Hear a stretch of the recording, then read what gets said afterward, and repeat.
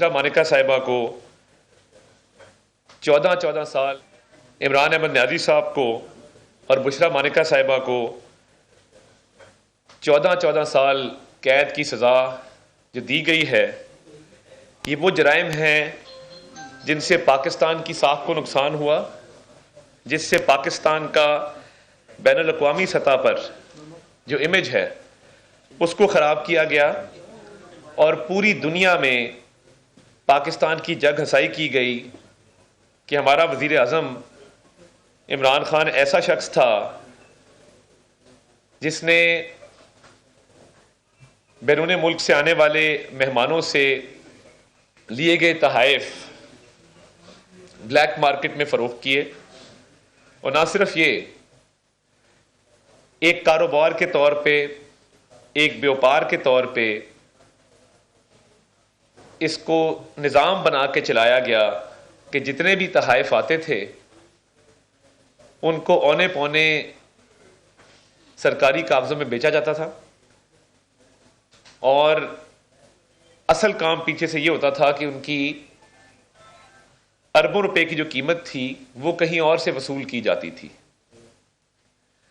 تو یہ mister clean اپنے آپ کو کہنے والے عمران احمد نیازی صاحب نے یہ پرواہ بھی نہیں کی کہ جب وہ بیچنے پہ آئے تو سعودی ولی عہد کی طرف سے دی گئی وہ نایاب گھڑی جس پہ خانہ کعبہ کا ڈائل تھا، اس کو بھی بلیک مارکیٹ میں فروخت کر دیا گیا۔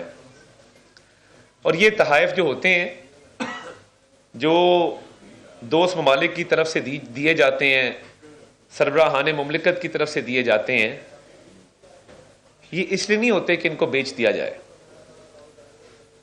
سرکار آپ کو ایک آپشن دیتی ہے کہ اگر آپ چاہیں تو کچھ قیمت ادا کر کے آپ ان کو وصول کر سکتے ہیں، صرف اس لیے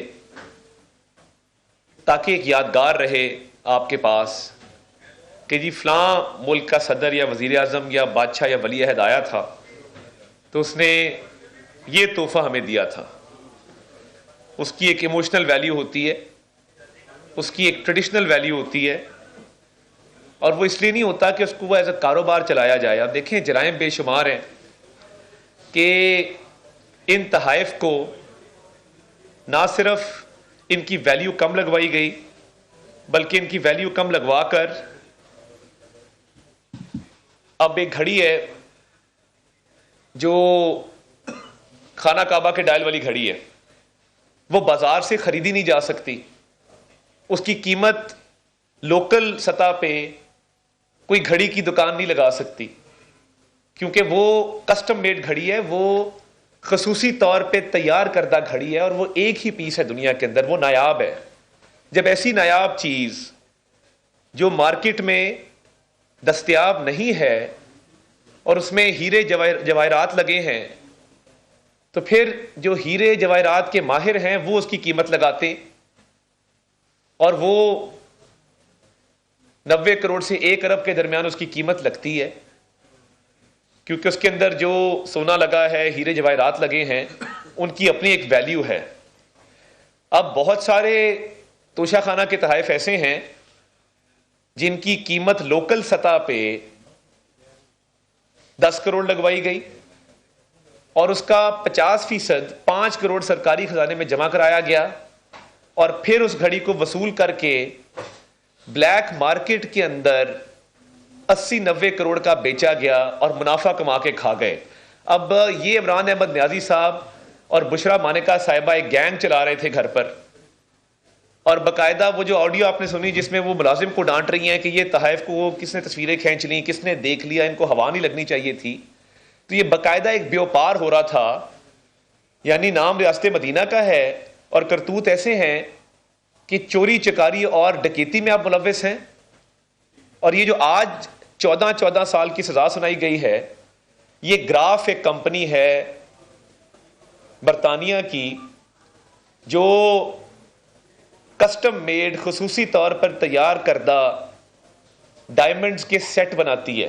یہ جو گراف کا سیٹ تھا اس میں نایاب قسم کے یلو ڈائمنڈ استعمال ہوئے، اور صرف ایک جو چھوٹا ڈائمنڈ ہے 3 कैरेट का, उसकी कीमत $9,75,000 है, और उसमें एक ब्रेसलेट है, एक घड़ी है, 2 इयररिंग्स हैं, एक नेकलेस है। वो सारे येलो डायमंड से बना हुआ ये ग्राफ का सेट है जिसमें आज सजा सुनाई गई है। और वो ग्राफ का सेट, उसका तखमीना लगाया गया है 3 अरब रुपए पे।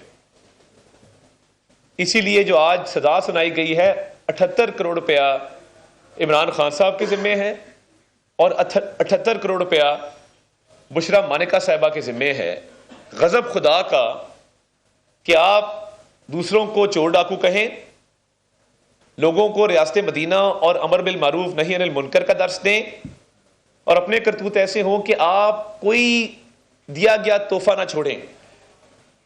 बनता तो यह था कि ये तमाम तहाइफ तोशाखाना में जमा करा दिए जाते और कहानी खत्म हो जाती, या अगर आपने उनको एज अ सुविनियर रखना था, एक यादगार के तौर पे रखना था कि आप लोगों को बता सकें कि जी फलां मुल्क का सदर आया था, वजीर आजम आया था, वली अहद आया था, बादशाह आया था, उसने ये गिफ्ट दिया है।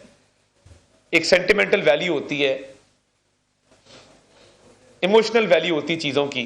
मगर आपने क्या किया, आपने चोरी चकारी डकैती की इंतहा कर दी कि आप उसकी कीमत लगवाई अपने ही दफ्तर के जरिए चंद करोड़ों में, 50% उसका सरकारी खजाने में जमा करवाया, और खुद आप 3 अरब रुपया खा गए। अब बात यह है कि ये तो सरकार की मलकियत थी, ये तो पैसा हुकूमत पाकिस्तान का पैसा था, ये तो पाकिस्तानी अवाम का पैसा था, टैक्स देने वालों का पैसा था। आपने तो खाना काबा के मॉडल वाली घड़ी को नहीं बख्शा, उसको भी बेच दिया।